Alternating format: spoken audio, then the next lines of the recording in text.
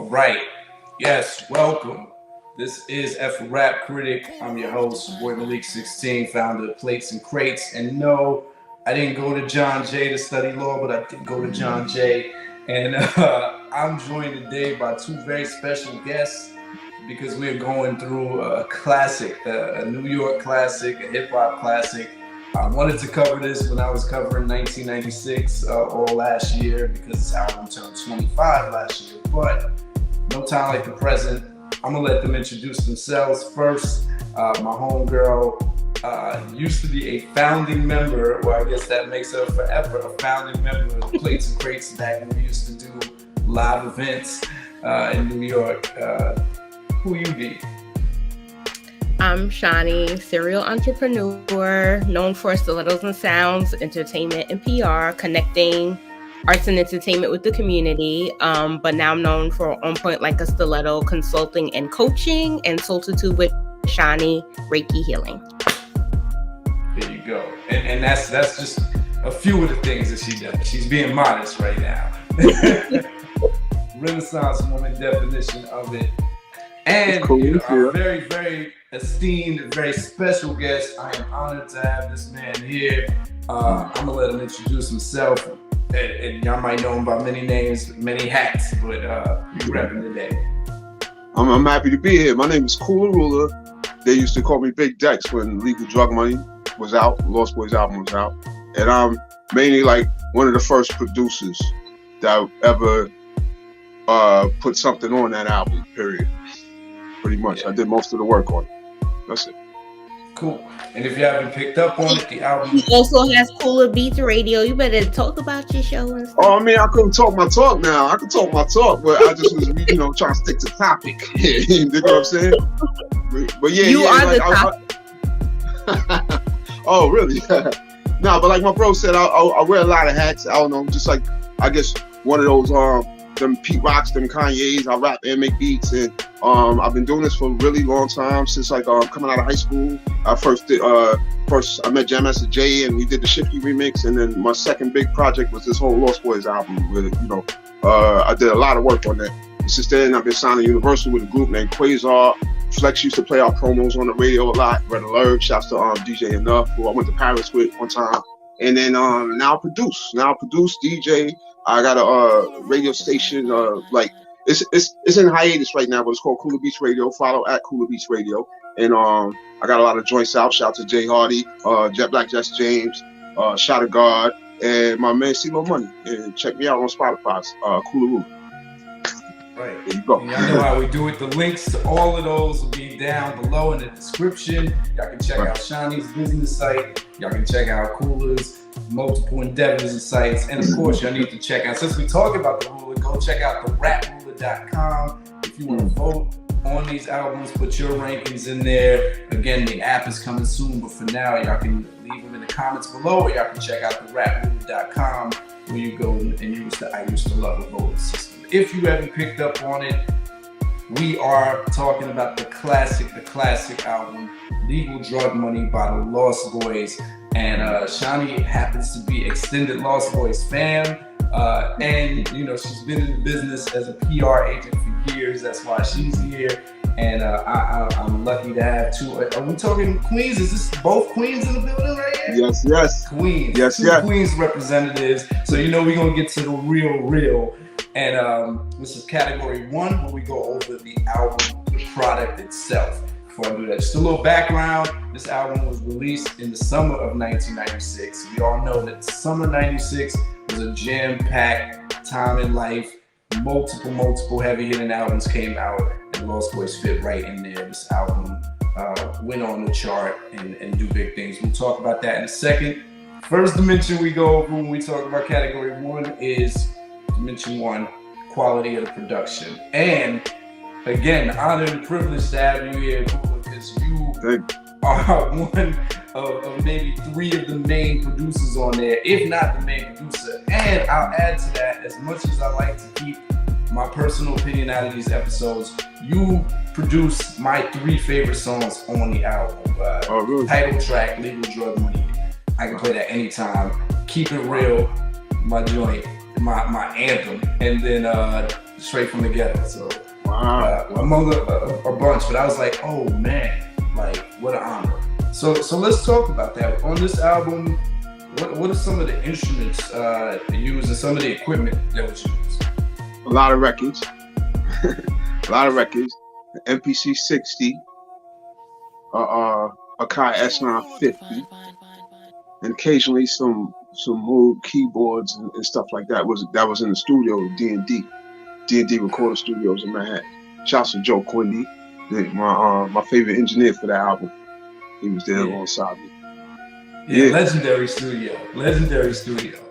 I read somewhere that you, matter of fact, I might have to ask you to enlighten the people on who some of these names are that were affiliated with the record at this time.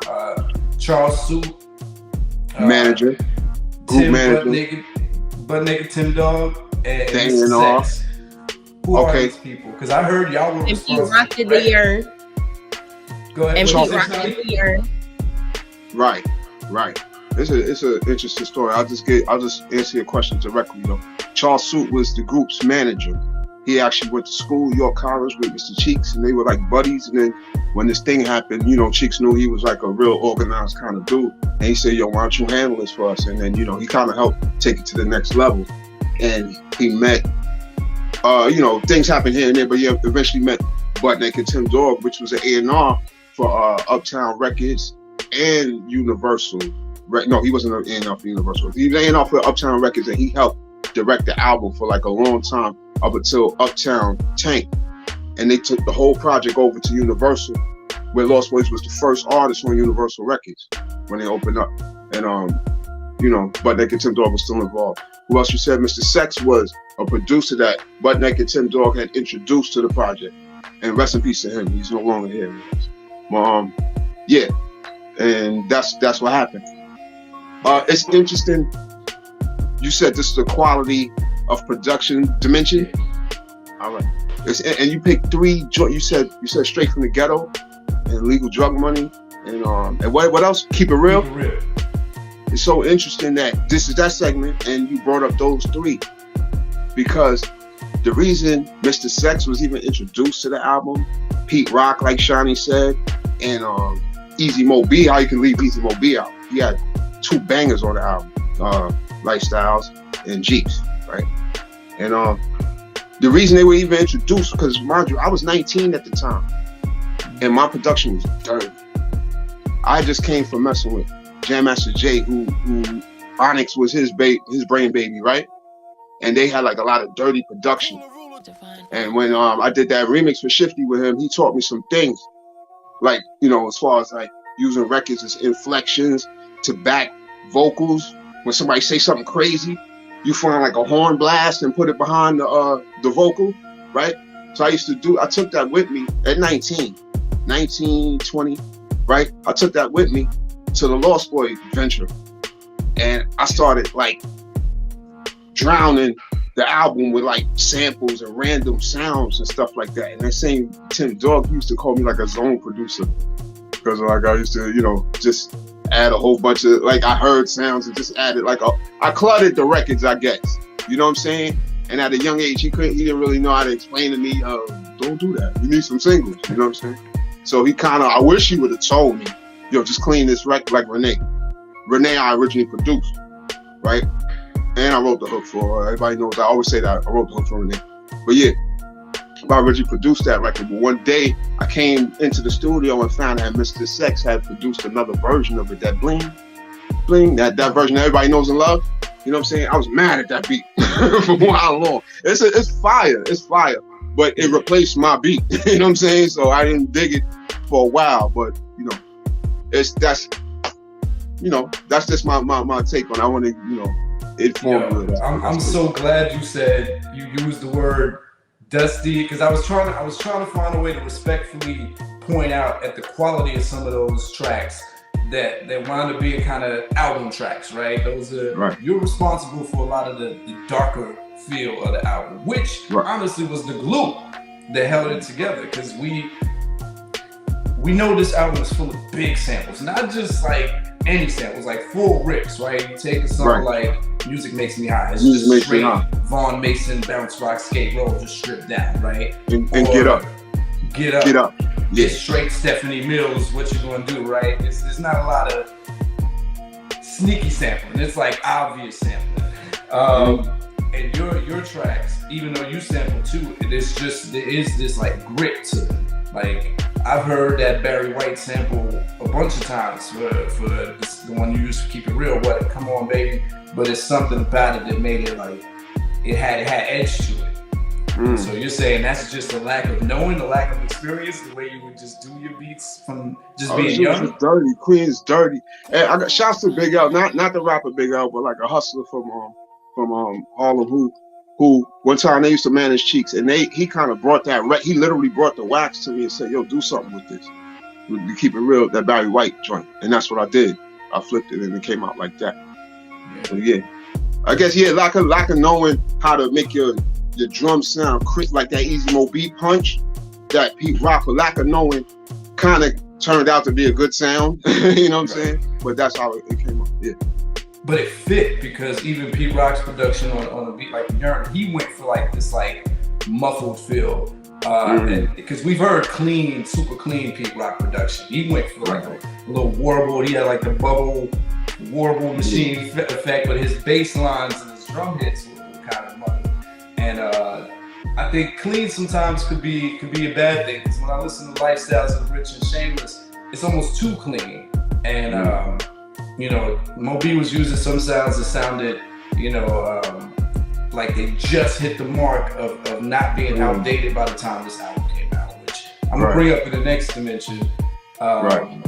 Because I want to talk about how it all went together. But yeah, man. I actually love that track though. It's funny that you said that, but I love that track, that Lifestyles joint. It's clean. You're right. It's clean. It's super clean. Yeah, it makes you zone. And straight from the ghetto, just so I know, did you like reverse the notes? Because it wasn't the same melody as Keep Rising to the Top, but it was the Keep Rising to the Top sample originally. There's a version on the Red Tape. Shani, you know the Red Tape? Mm-hmm. I don't know if you remember that. Okay, the version of Straight from the Ghetto on that Red Tape has the straight up Kenny Burke in it, but we probably couldn't get clearance. So Joe Quindy, shouts to Joe Quindy, the same engineer I told you I like. He grabbed the bass guitar, started and flipped 2 notes.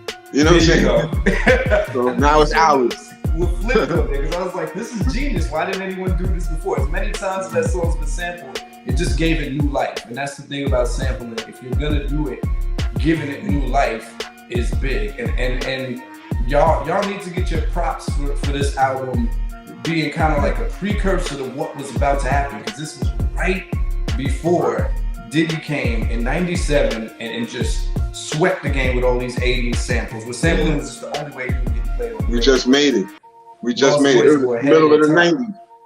We just made it. It was the middle of the 90s, so we just made it before that turn. Right. I do want to touch on something you noted, Renee.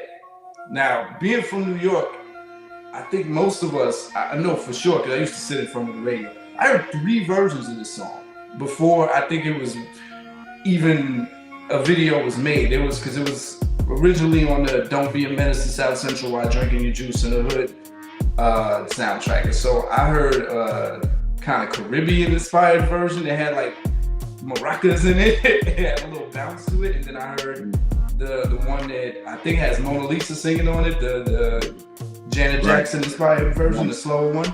And then of course the one you said Mr. Sex did with the 4 notes.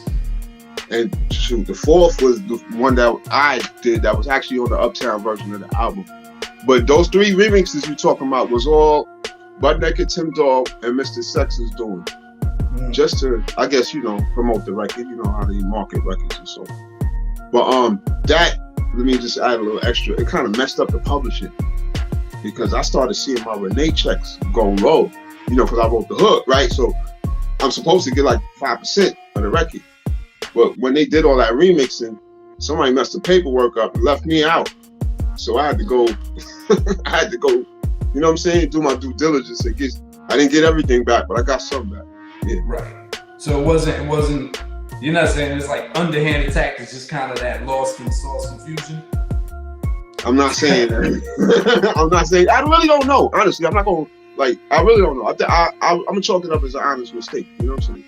Got you. Yeah. It wasn't the group. It wasn't the group that did it. So, you know. Yeah, it's the business. We didn't get to mention The Game and All Right because like you could not tell me nothing when clean. those. Yeah. All Right. Like you couldn't tell me nothing when those came on. I meant to ask about All Right. What did you use on All Right? What is that? Because it sounds just like distorted reverb. What was that? It was a reverse record. It was like a chop and reverse at the same time. Of a song I'm sure you know. I want to tell you off the. I'm sure you know the record though. It's one of them joints that your parents was playing in the car when you was, when you was younger and stuff like that. That kind of.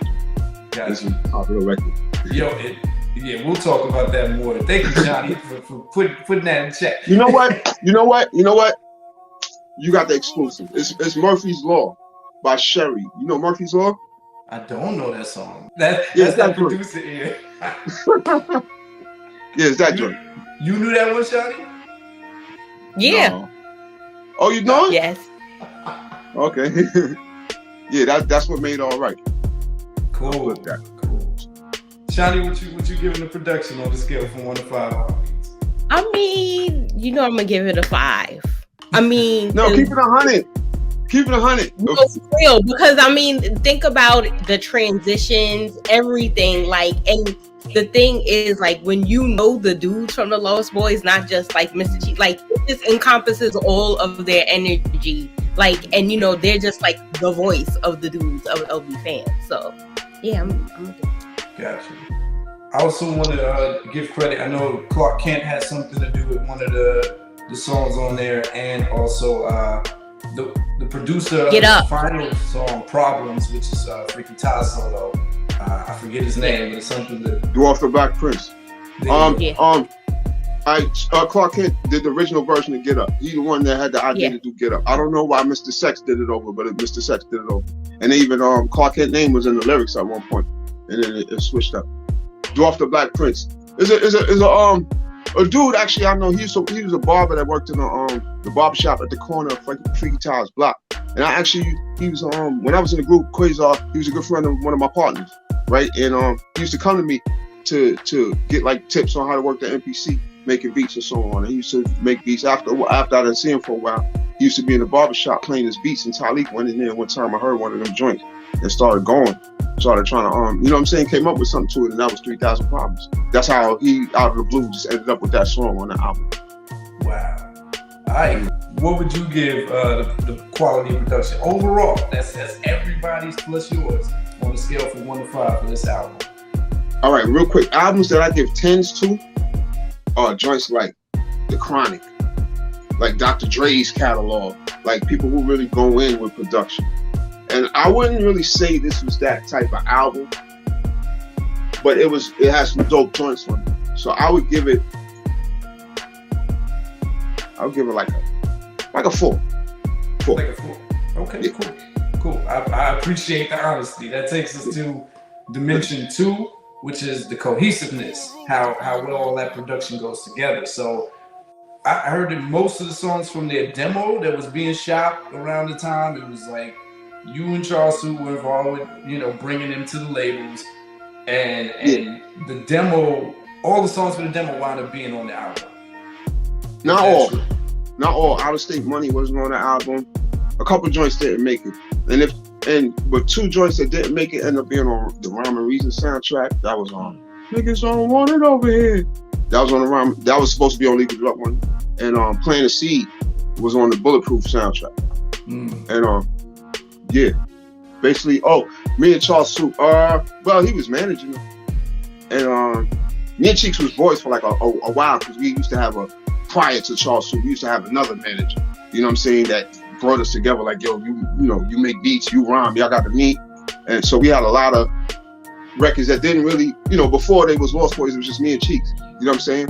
And then, like, we had split because we had issues with that manager, both of us. Like, we both stopped messing with him, so we didn't see each other for a while. And then we bumped into each other later at the Javits Center. And Cheeks asked me if I'm still doing my thing. And I said, yeah. And he was with those dudes. That's that dude I mentioned, Big L, that brought the record to me, right? He was with them dudes. They was some fly Harlem, getting money dudes that I guess just kind of discovered Cheeks and was trying to, put them in the right places. And he was like, yo, we back. Like, they taking care of me. You need to, let me come with me to the car and let me hit them beats. You know what I'm saying? And that's what happened. That was the beginning of Legal Drum. So them joints that we came up with from Therefore kind of made it to the album. There's another song named Billy. Like, Cheeks had a lot of story. It wasn't just Renee. It was Donna. There was Billy. And there was a song called Pop Life on the Prince beat. We was talking about some chick that was sniffing coke and all that. He had a lot of those storylines. Not so to answer your question, no, not everything made it. But okay. I read Teddy Riley was involved at some point. When Cheeks was in VA, he met Teddy Riley. I don't know exactly what went on. I guess they had aspired to do some things, but it never really happened. Cheeks ended up on Party in the Party. There you go. Cheeks and Teddy was on that Queen Pin record that Teddy Riley produced. Right. So I guess that's what came out of that. Okay, that makes sense. And then I bring that up because, there are a lot of samples on the album. And so the idea that it was mostly the demo, version of the album that was used final and maybe some industry touches put on there, that's a huge gamble to take for a debut album to have that many samples, because I heard, sample cuts eat percentages up out of an album. So were the sample songs, like the big ones, were those added later? Was that a label decision? Those are like at the end, after we kind of finished the album, then they listened to it, they was like, we need more singles. And that's when Lifestyles of the Rich, Jeeps, all the singles kind of came after, you know what I'm saying, after the album was done. You know what I'm saying? That makes sense. And it worked because, I mentioned Pete Rock's production, the music makes me high. Those drums, those little rim shots and drum kicks, because it's really a stripped down beat. They match with some of what you described, like the murkiness, the dustiness of your beats. So even the commercial songs don't sound like a crazy deviation from what was going on with the rest of the album. And some of these songs got away with being singles that wouldn't have worked. And I think in any other era, because Renee sounds like an album track. That beat is a dark beat. It wasn't supposed to be played on the radio 17 times a day. Was this album recorded between 94 and 96? Even a little bit earlier, maybe 93. Maybe 92. We were in that Wu-Tang inspired era where everything, of course, hip hop is built on sample, but the way sampling was happening was really innovative, but we were in the darker parts. There was a connectedness that happened with the singles not being super, because when the Bad Boy single came on, you heard like the chimes and the glitter. You didn't get that. That's what's up. Even the commercial singles, it'd be followed by another song that would even it out. And so, the first half of the album, you know what you're talking about, yo. Sorry. You know what you're talking about. I remember I used to have to fake produce like that Bad Boy and had to find bells to add to my. You be knowing. Go ahead, it didn't get bad until 97. 97 was, you even saw Mike Geronimo getting with Diddy to do a single. Right. That was just what it was. Here, you could have a big, sample and then come back, because again, straight from the Ghetto was a big sample too, but it matches with the music makes me high. The Yearn matches with the game. It seemed like there was enough cohesiveness that there's not one track on it that's like, where did this come from? It all works. 1, 2, 3 being the darkest track on there, and I would say the brightest track being Is This the Part? So we think about how the album all flows together, even from the way it's sequenced. Shani, what you giving this on a scale from 1 to 5 heartbeats? 4. 4. Okay. All right, Cooler. I'm gonna give it a 5 because I think that's what made the album. I think the way the story, like from the beginning, shout outs to the world, man, and all that. The way when everybody, you anticipated what the next song was gonna be. So now I get that a 5. It was right. The fact that they used Summer Madness for the intro. Right. Right. Yeah. I hope this album didn't get too much percentage eaten out of it because of the samples, but like you said, it was the era. Real quick, when we used to finish them songs, they used to give me like stacks of dittos to fill out, like papers to fill out. That was sample clearances. So every little sample, I don't care if it was a little horn or whatever, I used to have to go find the record that I got it from, write the person's name, this name of the song, and their publishing company on the paper, and give those in. So they had a hell of a time clearing the samples for that album. and that's a big shout out to the label. That's a testament to Uptown, because they took a gamble on it. You just don't hear that. They do album from an unknown group with no connected ties. It's not like they had a cosign from somebody saying they're under me. You know, of course, you know, Heavy D and everybody gave me the cosign as part of Uptown, but it's not like this is my group. It's like it's just a new group. So yeah, man, what a time to be alive. Dimension 3.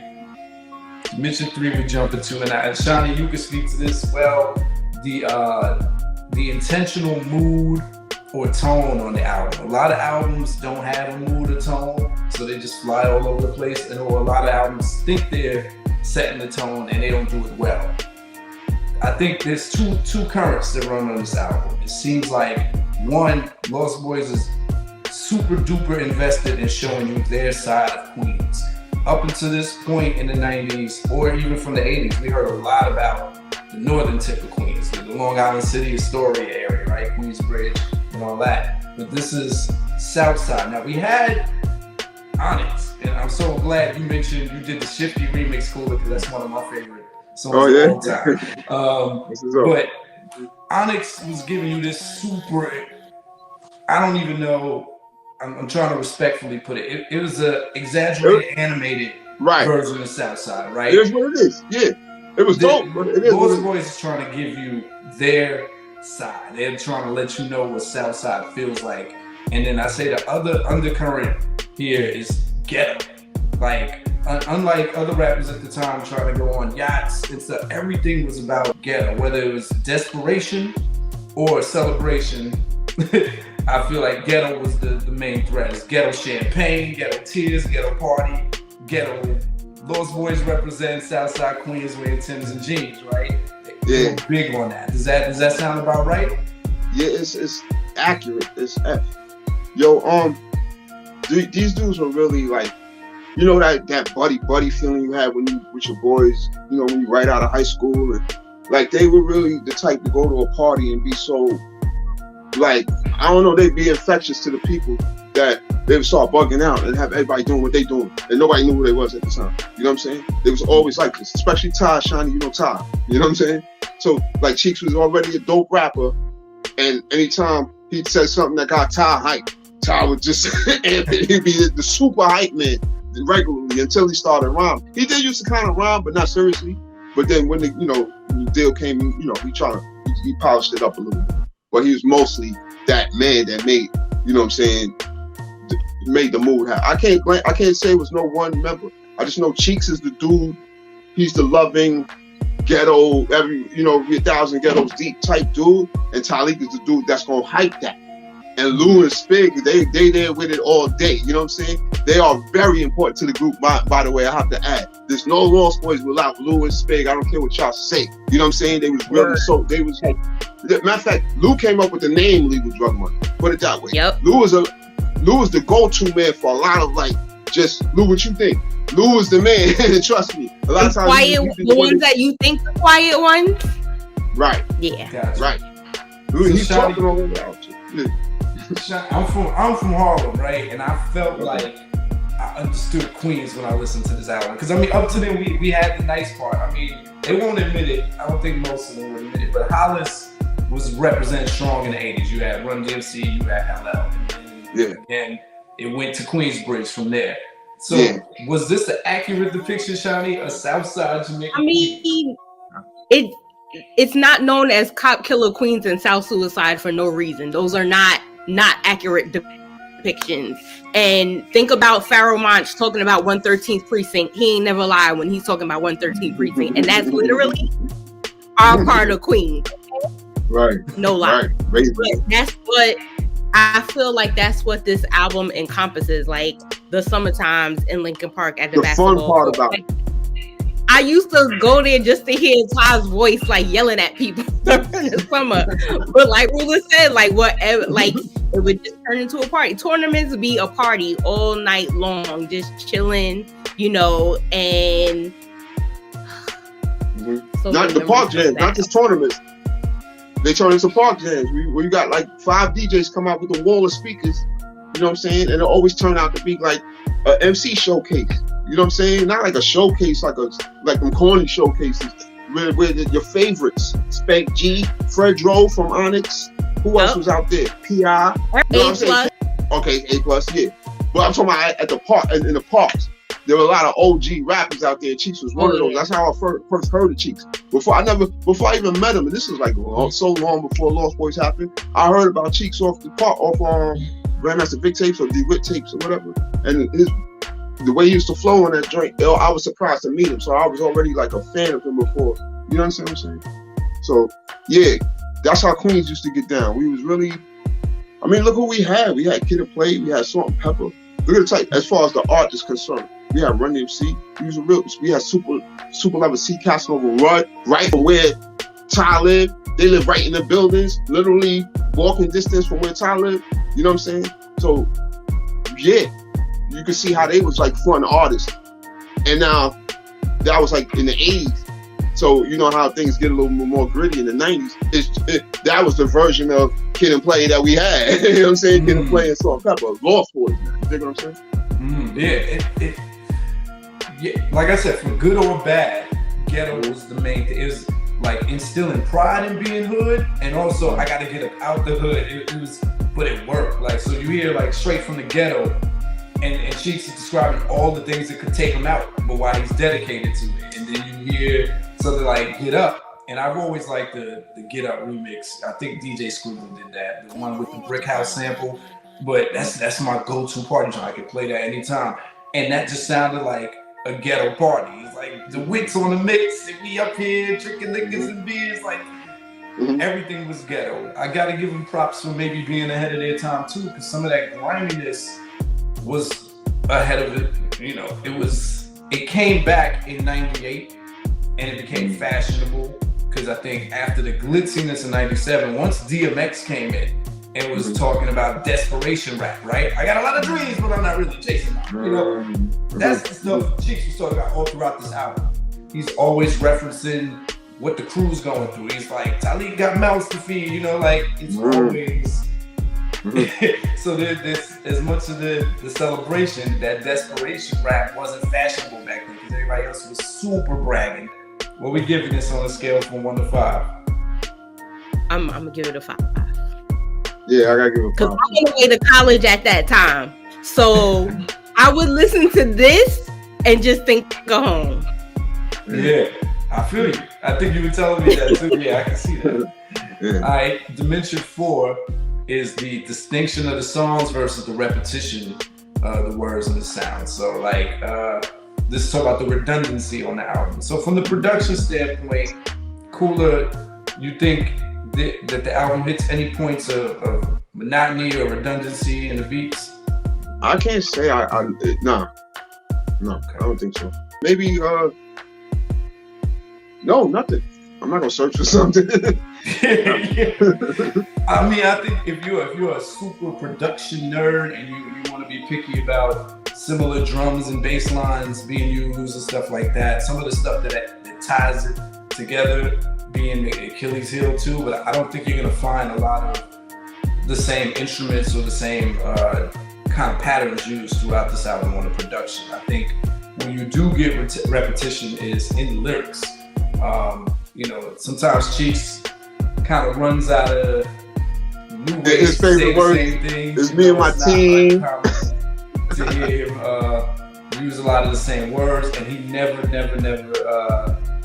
misses an opportunity to name the crew. That's something like I really appreciated. That some people might have gotten tired of that and felt like it was lazy, but I thought it was always dope that in the middle of the verse it's like, Mr. Cheeks, speak nice, you know, like rep your crew, right? And then one thing though, Queens, y'all are so guilty of this since day one.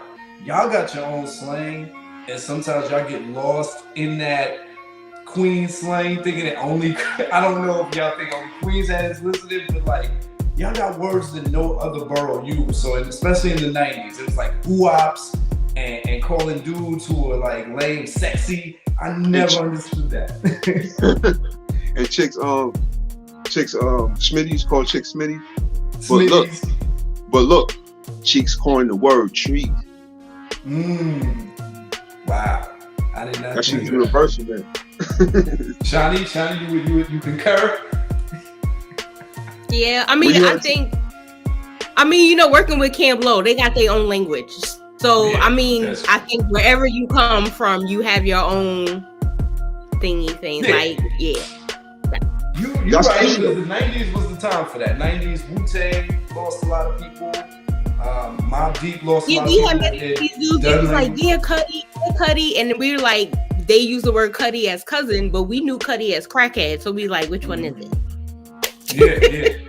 Mobb Deep lost a lot of people with their Dun language. Bone Thugs was doing a lot of that beat killer stuff. So 90s was really the time for people to be using their little esoteric crew language. But the Queens slang sprinkled throughout here used to throw me for a loop. Like I know Burson used to be like, I'm about to bounce. I'm bursting in and out of state. So a lot of that. So what you saying? Do you think that's a bad thing in general? For you were saying you think that you said we lost people with that. That's how you. That's just an observation. I think you had super fans don't care. When Wu-Tang was in their prime, no one cared if they didn't understand what Ray. Because I used to listen because of that. I used to sometimes you subconsciously jack slang just hearing somebody say something that you never heard before. You know what I'm saying? So you would go to the Wu-Tang album to hear some different shit. You know what I'm saying? So like I kind of like hearing people's slang and decoding it. You know what I'm saying? Right. It's kind of fun. That's part of hip hop fun. You know what I'm saying? So That's true. And I think being in the era, none of us mind it. And if you're a fan of it, you really don't mind. But I think for new listeners, if they come and they're like, what is this? If your album is full of that, then it's easy to like lose some people. So, that's just one of those things that come with the territory. It's a risk you take when you do that. But yeah, I think in the words is the only space where you'll hear some things repeated. Like the hook for the game is pretty much the same as the hook from the Yearn, just different words. It's the game. So we get moments like that, right? So what you give it on a scale from 1 to 5, 5 being that it wasn't that redundant, 1 being it was very redundant. So anywhere between that. Oh, repetitive? I give it a 3. Cause I give it a 3. Gotcha. Cool. Yeah, I'm gonna say, when you asked me about the redundancy, I was thinking about the production aspect of it, but then you brought up the lyrics, and I agree. So yeah, 3. Okay, something for y'all to consider. Dimension 5, we're talking about the amount of content versus the amount of songs. So this is a 16-track album. I think it's 15 actual songs. If you don't count the intro. 14 if you don't count the remix. So, 15 tracks altogether, 14 if you're not counting the remix. And this is another area I don't think Lost Boyz gets enough credit for on this album. Lost Boyz has something to say. I think they get lost in we talk on this. The reason this channel exists is because hip hop is about perception. You do one thing that overshadows your career, you're that forever. Humpty Hump wears the nose, you don't take him seriously as a rapper, right? Ludacris puts big arms in the video, you don't take him seriously as a rapper. He's just entertaining. With Lost Boyz, I think because they built up such a rep as like the party rappers, especially people who never heard this album as an album, they forget that there's songs like Channel Zero on here or 1, 2, 3. Or The Game and things like that, even from the beginning. And so we were talking about Renee being a dark song. They got away with murder, literally. Like this was on New York radio for that entire year of 96. And this is not supposed to fly. In Diddy's radio world, that song was not supposed to be a hit. And in the final year of Wu-Tang being a mega group, it wasn't supposed to fly like that, but it was. It was a monster single. And the Yearn was about, HIV and AIDS awareness. People goes over some people's head, but let's be honest. Listen to the lyrics.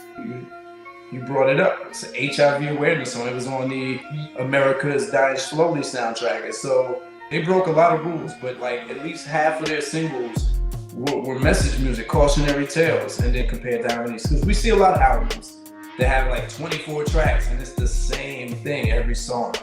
Especially now, the new rappers, they really. I'm smoking my ops for 12 songs. Yep. What do y'all think about the balance here? It was great. I mean, I think it's dope. It got a little bit of everything. It got party songs. It got where I'm from the ghetto. It has awareness, consciousness. It has skating songs. Yeah. Like, you know, you know what I mean? Like, it has a little bit of everything. Music makes me high, you know, like legal drug money. And you know, the concept makes sense to some people. But yeah. Yeah. Then you had Channel Zero. Yes. Then you had what you said, the remix for Lifestyles. It was incredible content on all that. I love the fact that Cheeks snuck a lot of stories in the song. Game was a story. He made some, you know, head boppers off of stories. Renee, that's what he did so well. And yeah, that's a big plus to me. Yeah. All right, so something to consider on the scale from 1 to 5 heartbeats. What y'all giving this for amount of content? Johnny, 5. 5. Cool, 5. Yeah, 5. Cool. Dimension 6 features. This album, one of the big criticisms of Lost Boyz or questions people ask why I didn't know who rapped, like, and maybe y'all can speak to why Talik wasn't on more songs, because it felt like he wanted to rap more, like on the end of Legal Drug Money, on the end of All Right, he starts freestyling. Were those freestyles called? A lot of it was, yeah. A lot of it was. All Right was all freestyle, and I wear this on my sleeve. I'm the only feature on that album. I was just about to get into that. You took it from me. The artist formerly known as Big Dex is the only feature on the entire album. And I hate that one. Hey, you killed it. You think, bro? I hate that rhyme. Like I rhyme so much better than that. But I got stuck with that forever and ever. It's dead. Yeah. You know, I understand. As a rapper, like you never. It's hard to look back on stuff and I like some all the time. Right. I guess.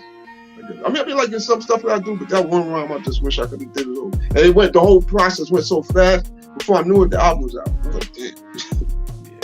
The America's Dying Slowly version of The Urine has Pete Rock doing a verse on it, but that didn't make it to the album. So, I mean, how's it feel to be the only rap feature, man?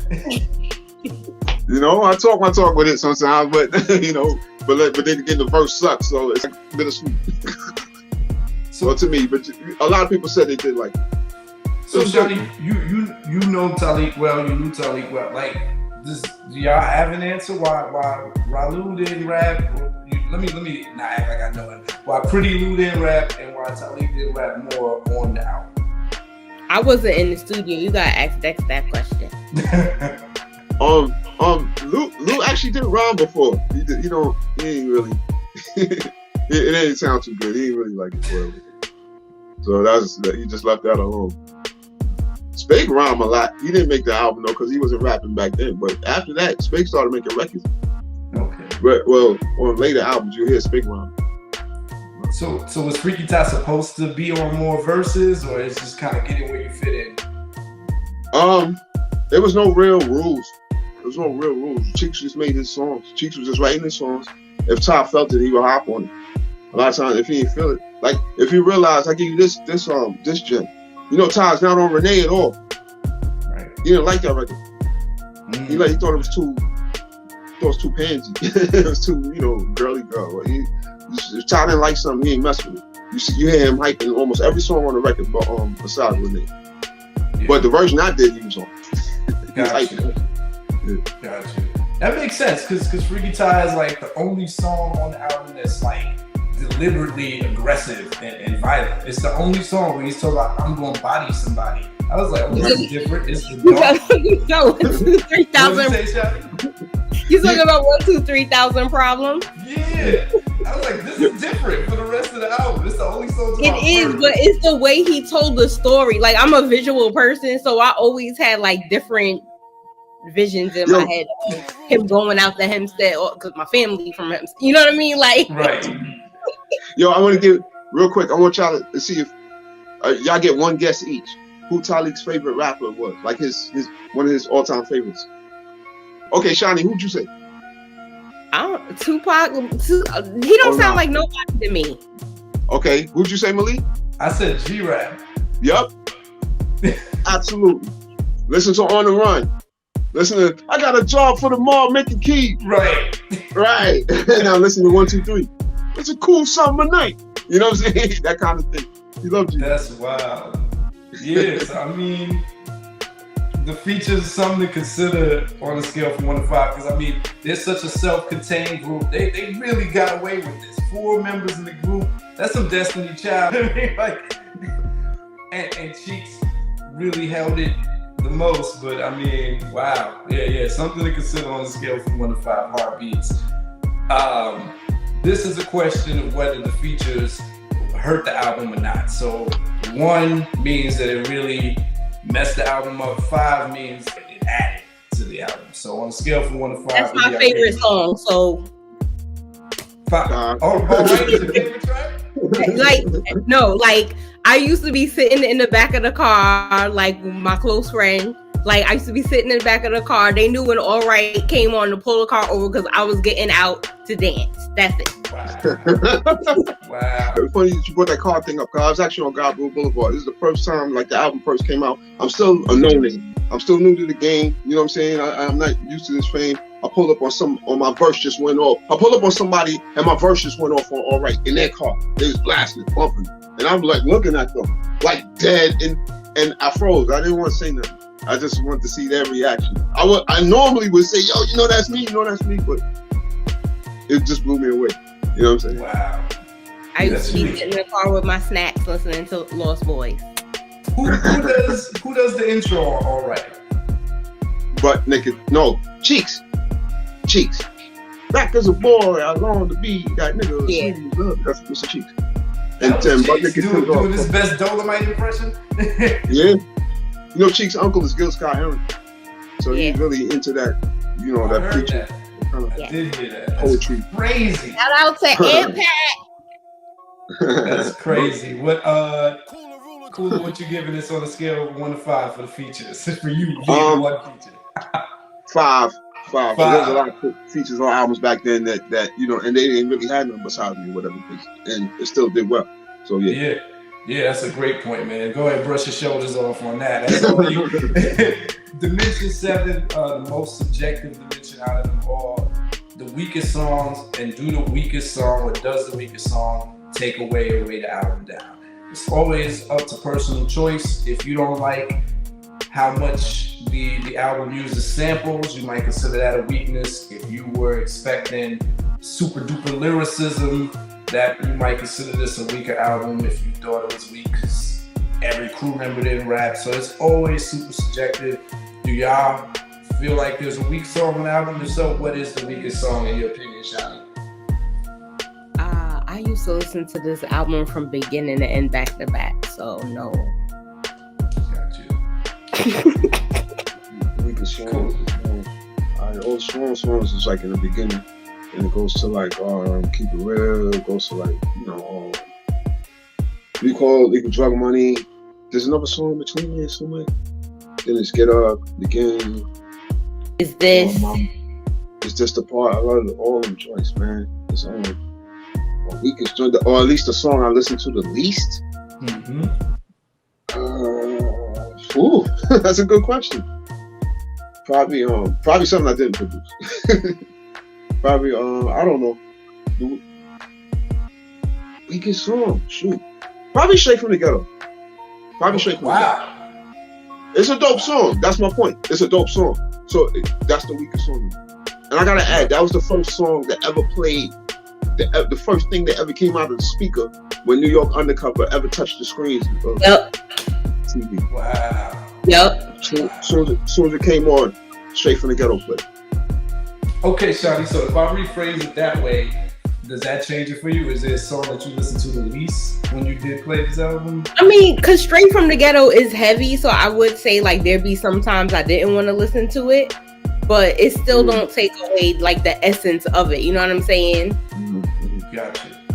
Right. All right.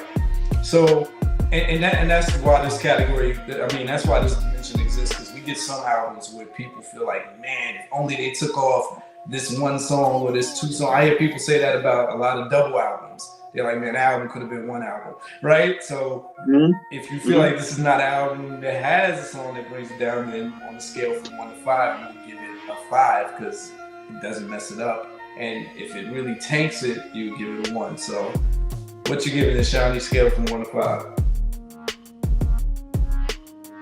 5. Cool. The same thing, and I'm not biting Chinese answers. It's true.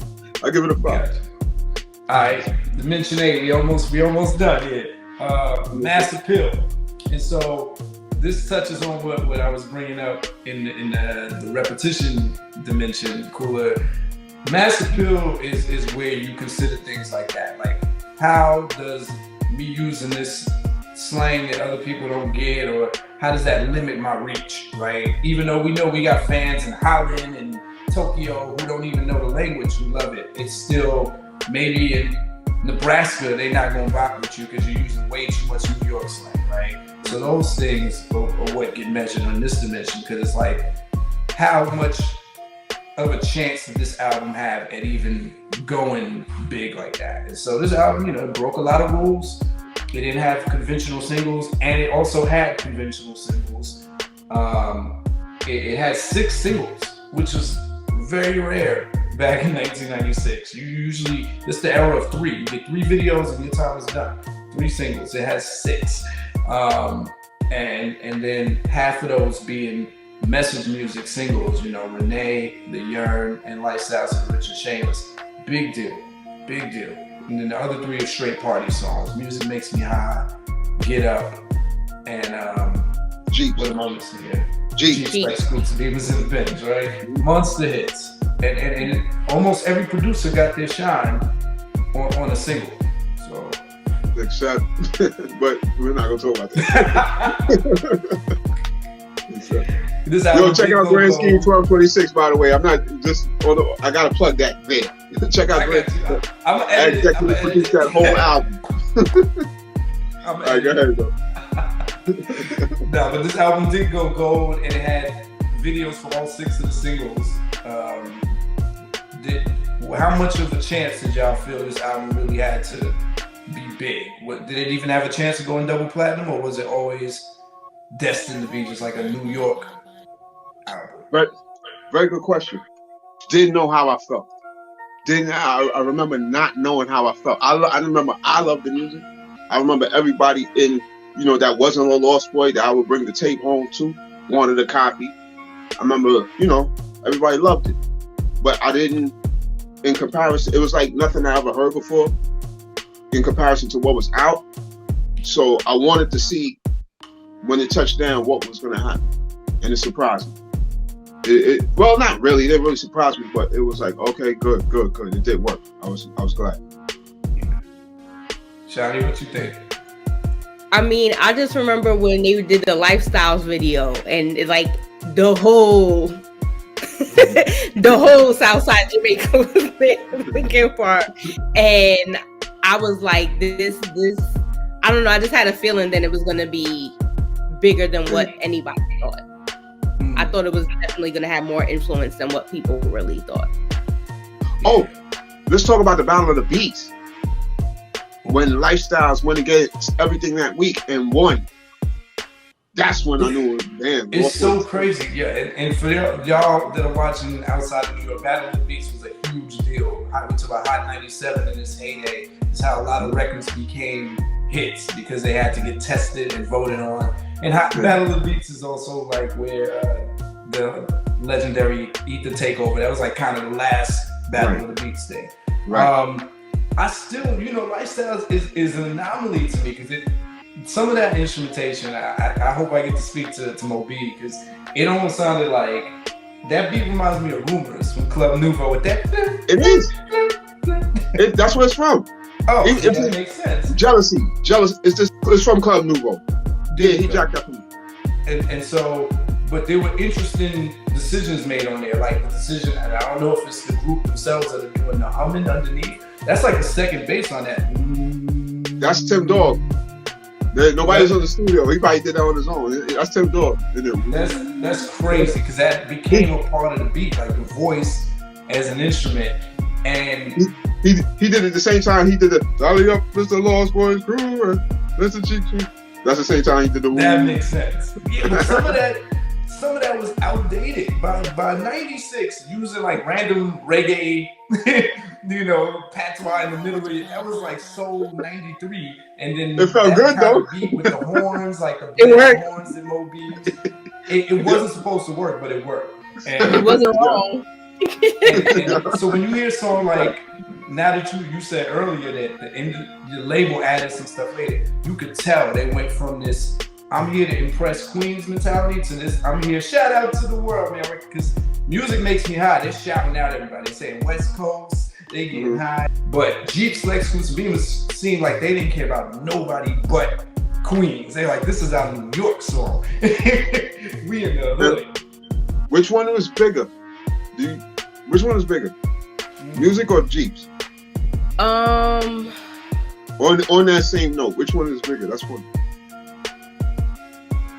I feel like music makes me high had to be bigger because I'm in Cali now, and I know they play that in other states.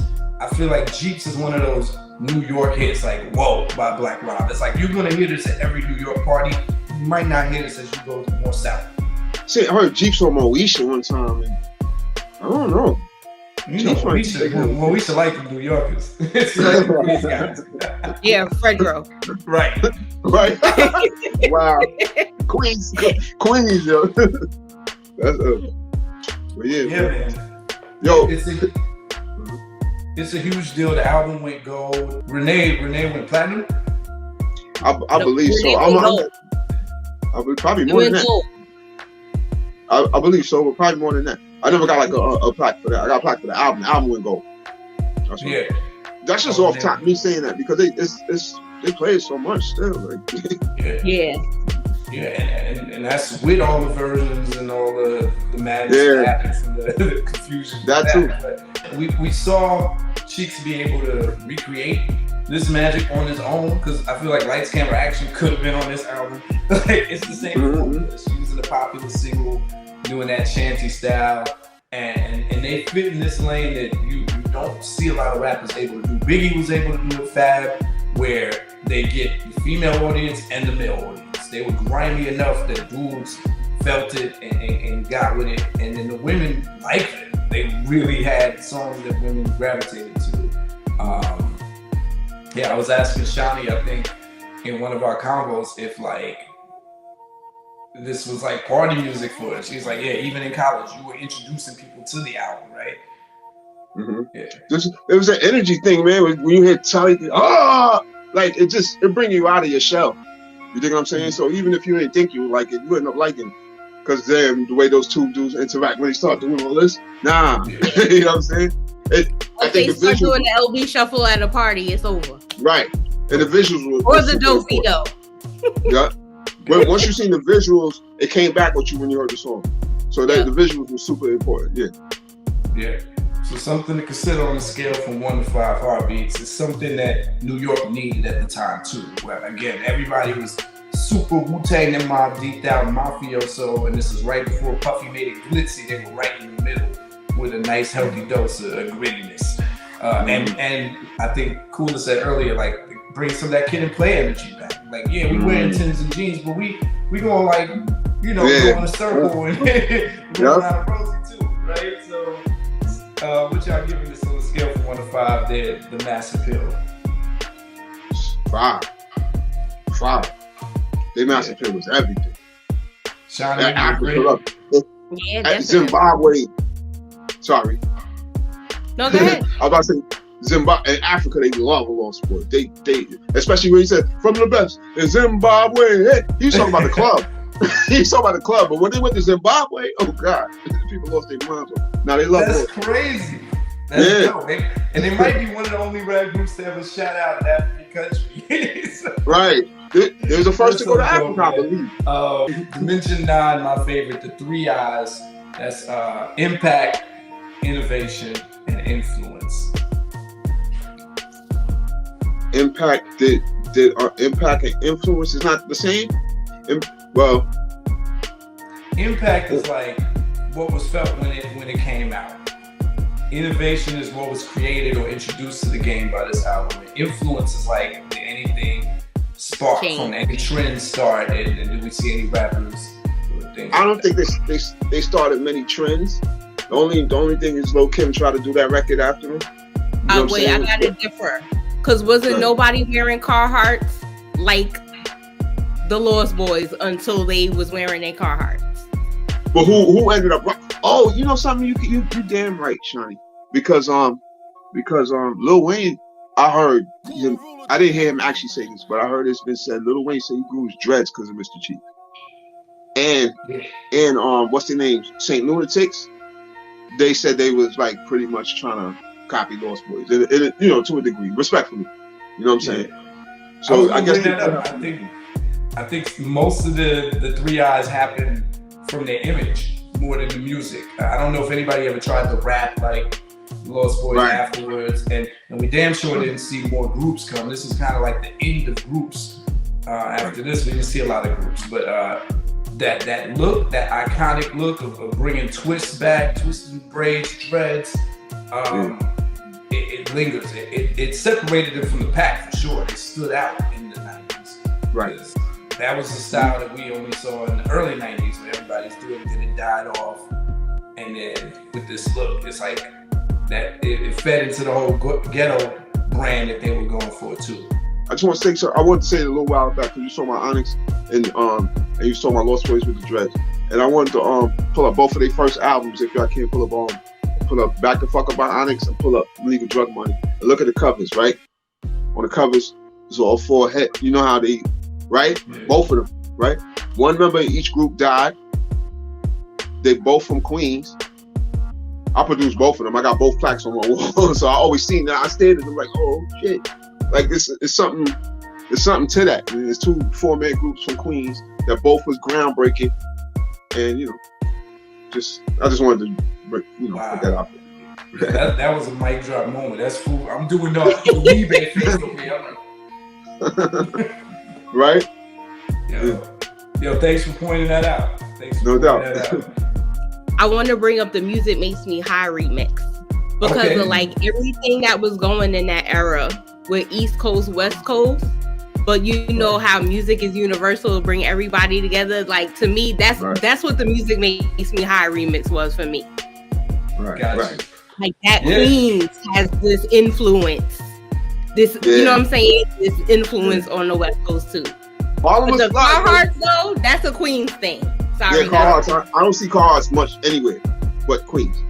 Yeah. You know what I'm saying? Yeah, Dickies, Dickies was West Coast. But we was rocking Dickies too. Yeah. Wow. Yeah. Y'all hitting on the nose. Something to consider on the scale from 1 to 5 heartbeats. So that the 3 I's, the impact, influence, and innovation. What you giving it, Shawnee? I give it a 4.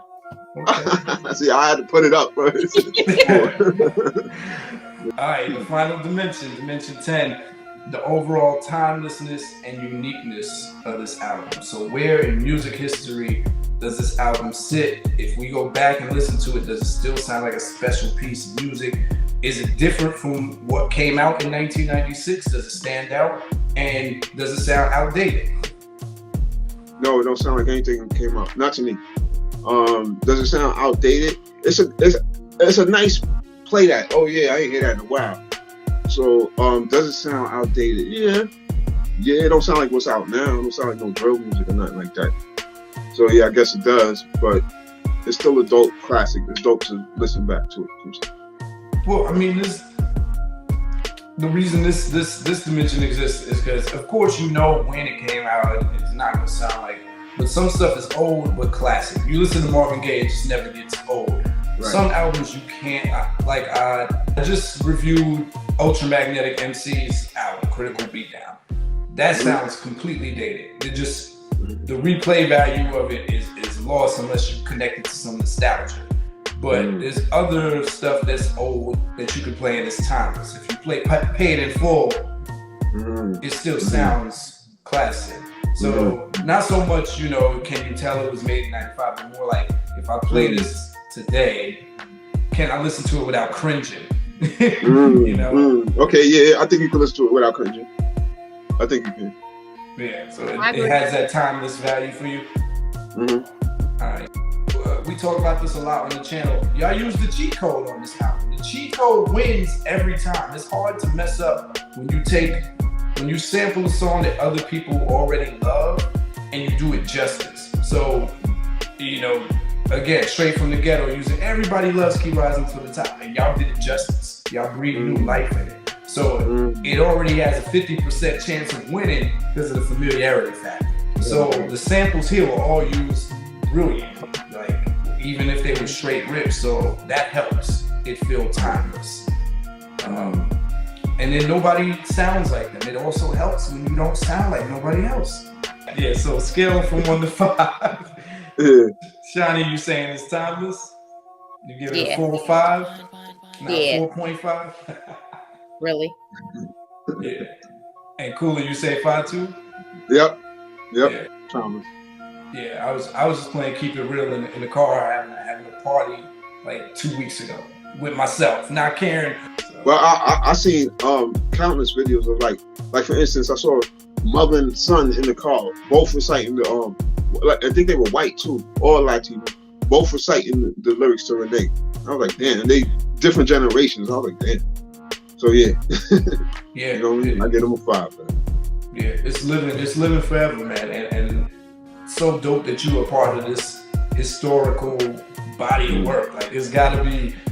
Thank you.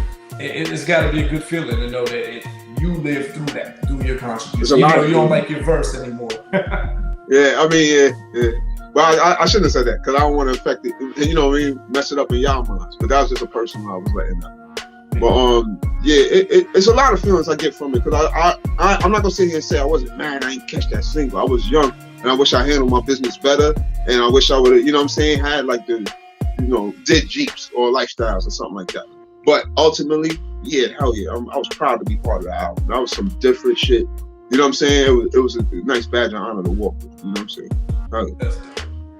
That's dope. I just need to shout out J-Ball and Tito. Shouts to them. Freaky Ty Both brothers. brothers. Shout out to Freaky Kai, Ty's son. Rest in peace, Ty and Lou Lamb, Smiley, like everybody in LB fam that we lost. That's a fact. Join us for part 2, video 2, where we go over category 2, which is the rap performance on this album. Shout out to my special guests, Cooler Ruler and Shani Asha. Stiletto Diva, as I know it otherwise. Join us. Y'all know what it is. Until the next time, F for Rap Critic. They talk about it while I live it.